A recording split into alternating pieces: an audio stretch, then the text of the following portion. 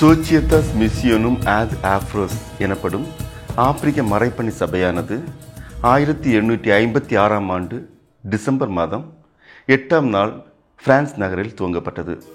இதை நிறுவியவர் Melchior de Marienne Bressiac.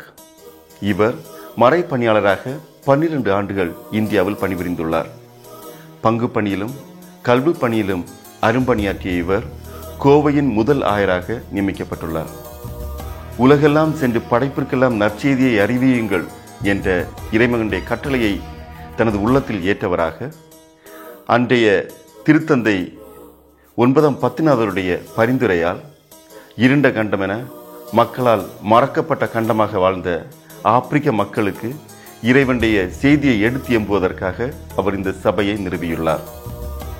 இதுவரை நற்செய்தியை கேட்டிராத ஆப்பிரிக்க மக்களுக்கு இறைவனுடைய செய்தியை எடுத்துரைத்து அதன் வழியாக தல திருச்சபையை உருவாக்கி அதை தல குருக்களின் தலைமையில் ஒப்படைத்து இறையாட்சியின் விழுமியங்களை மக்களுடைய உள்ளத்தில் பதித்து அதன் வழியாக இறையரசை கட்டி எழுப்புவதுதான் எங்கள் சபையின் நோக்கமாக இருக்கின்றது.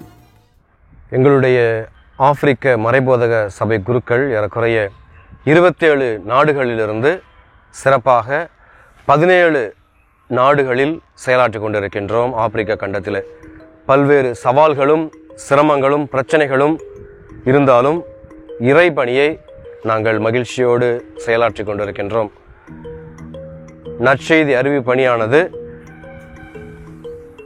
மக்களுடைய தேவைகளை புரிந்து கொண்டு, முக்கியமாக அவங்களுக்கு சாலை வசதி, மின்சார வசதி மற்ற என்னென்ன வசதி தேவை என்பதை புரிந்து கொண்டு அதற்கேற்ப அவர்களுக்கு செயலாற்றி கொண்டு அந்த தேவைகளையும் திரைப்படமாக நாங்கள் மக்களுக்கு எடுத்துக்காட்டி எங்களுடைய இறைப்பணியை செயலாற்றி கொண்டிருக்கின்றோம். இந்த பணியோடு நாங்கள் ஆர்வமிக்க இளைஞர்களுக்கு எழுத்தறிவும் மற்ற அவர்களுக்கு தேவையான சிறப்பு பணிகளையும் நாங்கள் செயலாற்றி கொண்டிருக்கின்றோம். எங்களுடைய பணியானது இப்பொழுது மாறுகின்ற காலத்துக்கு ஏற்ப, குறிப்பாக பல நோய்கள் உருவாகுகின்ற வேளையிலே பல தடுப்பூசிகளை அவர்களுக்கு அறிமுகப்படுத்தி அதை நாங்கள் செயலாக்கம் செய்கின்றோம். சுகாதாரமான முறையிலே அவர்கள் தண்ணீர் பருகுவதற்கு அவர்களுக்கு நாங்கள் அறிவுரைகளை எடுத்து கூறி அவர்களோடு இணைந்து கிணறுகளை வெட்டி நல்ல நீர்நிலையை உருவாக்குகின்றோம். அரசு பல வகைகளிலே நலத்திட்டங்களை மக்களுக்கு கொண்டு வருகின்றது. ஆனால் அவை கிராமங்களுக்கு சென்றடைவது கிடையாது. அதனை எங்களுடைய பணிகளாக ஏற்றுக்கொண்டு அந்த மக்களுக்கு அரசு நலத்திட்டங்களை சென்றடைவதற்கு இறைபணியோடு அதனையும் செய்து கொண்டிருக்கின்றோம். இனத்தினுடைய பெயராலும் மொழியினுடைய பெயராலும் மதத்தினுடைய பெயராலும் மக்கள் அங்கே கலவரங்களில் ஈடுபட்டு கொண்டிருக்கும் பொழுது, உள்நாட்டு போர்களை உருவாக்கி கொண்டிருக்கும் பொழுது இறைவன் அனுப்புகின்ற அமைதியின் தூதுவர்களாக நாங்கள் இணைந்து அவர்களுடைய சமாதானத்தை உருவாக்கி எங்களுடைய இறை பணியை செயலாற்றி கொண்டிருக்கின்றோம். அதோடு மட்டுமல்லாமல் தயாராக இருக்கின்ற பொதுமக்களுக்கு நாங்கள் அருள் அடையாளங்களை நிறைவேற்றி அவர்களை நம்முடைய திருச்சபையின் அங்கத்தினர்களாக நாங்கள் மாற்றுகின்றோம்.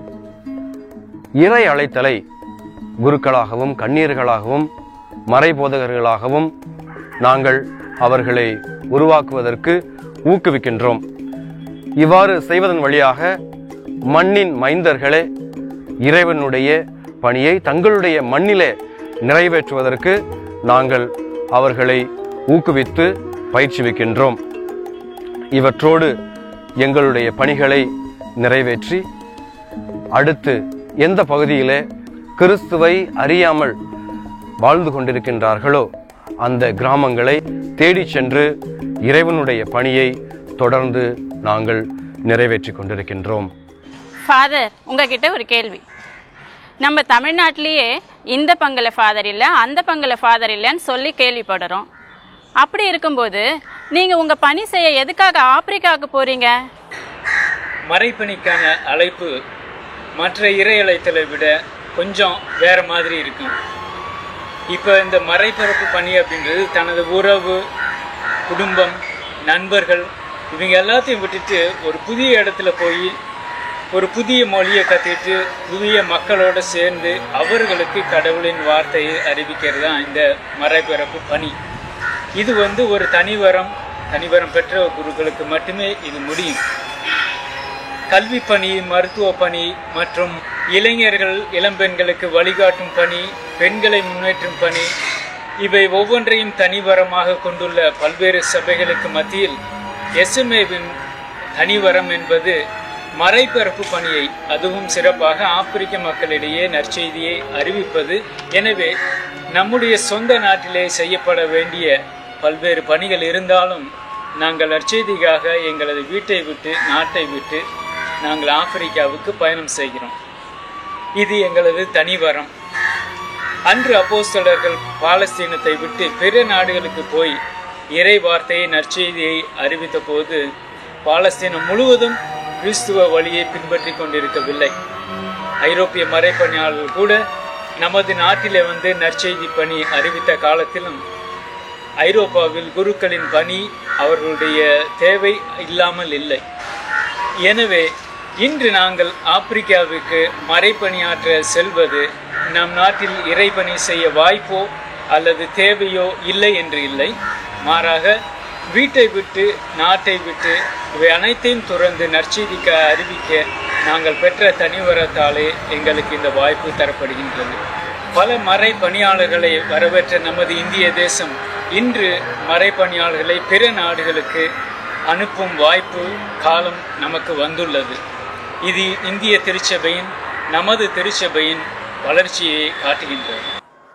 ஃபாதர், ஆப்பிரிக்கா கண்டத்தில் நீங்கள் இப்போ சேவை புரிய போகிறீங்க. உங்களுடைய பணி அங்கே ரொம்ப சவால் நிறைந்த பணியாக இருக்கும் அப்படின்னு சொல்கிறீங்க.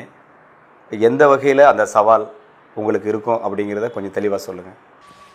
நான் இந்தியாவில் இருக்கும்போது நிறைய பங்குங்களுக்கு போவேன்.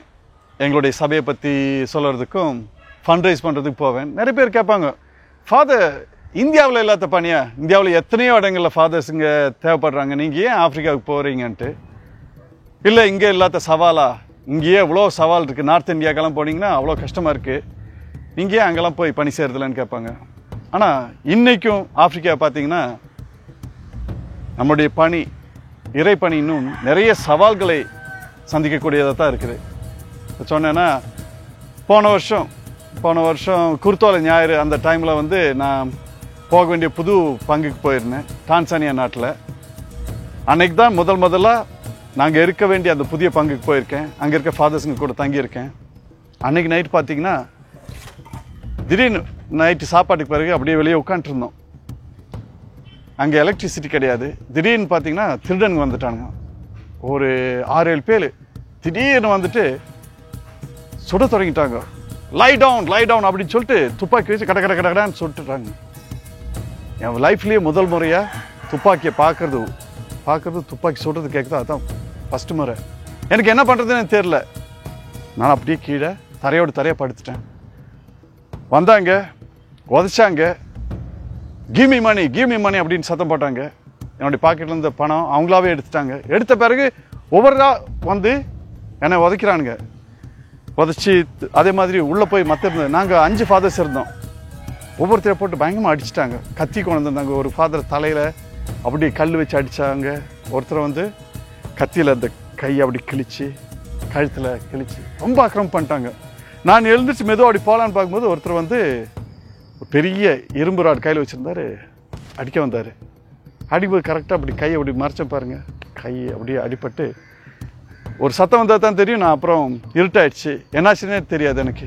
அப்புறம் எழுந்திரிச்சு பார்க்கும்போது பார்த்தீங்கன்னா சுற்றிலுமே படத்துலலாம் வர மாதிரி அங்கே கண்ணாடி, ரத்தம், உடஞ்ச மேசை, சேர் எல்லாம் அப்படி தான் கிடக்குது. அந்த என் கூட இருந்த ஃபாதர்ஸ் கூட எங்கே இருக்காங்கன்னு தெரில. ரொம்ப பயந்துட்டேன், நடுங்கி போயிட்டேன் நான். எதுக்கு இது சொல்ல வரேன்னா, சவால்கள் பற்றி சொல்லுவீங்களே, அடிக்கடி நீங்கள் சொல்லுவீங்க, என்ன ஃபாதர் அங்கே என்ன தெரியாத பண்ண போகிறீங்க மாதிரி தான். இது எனக்கு ஏற்பட்ட ஒரு சின்ன ஒரு விபத்து, ஒரு சவால்னு நான் எடுத்துக்கிட்டு, அப்போது அந்த நிலைமையில் நான் பார்க்கும்போது எதுக்குடா இந்த ஆப்பிரிக்காவில் பணி செய்ய வந்தோம் அப்படின்னு இருந்துச்சு.